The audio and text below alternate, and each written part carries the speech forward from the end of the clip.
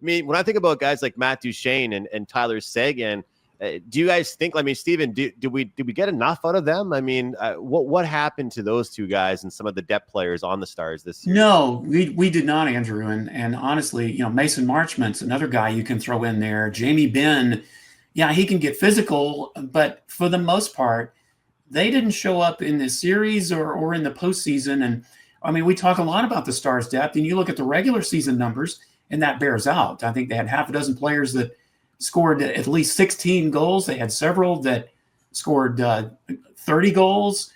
But, when you get in the postseason, it's a whole different thing. And sometimes it isn't also about the depth scoring.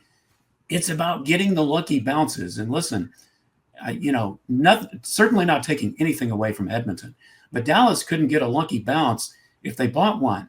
And, game 5 is absolute proof of it.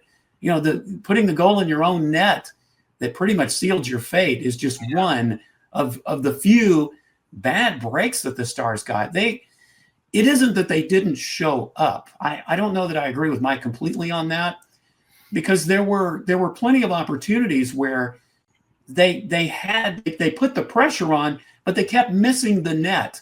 You mentioned Duchene in game 4, he missed the net 6 times. He led the team in that category in that particular game. Yeah. The shots weren't going in. Now, did they have lapses? Absolutely. They certainly did.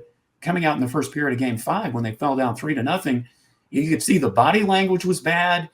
Pete DeBoer even took a timeout and switched goaltenders, at that point when they were down. But ultimately, yeah, the depth, it does come into play, because Dallas, for the last 2 years, especially against Edmonton, that depth just hasn't been able to come through for them.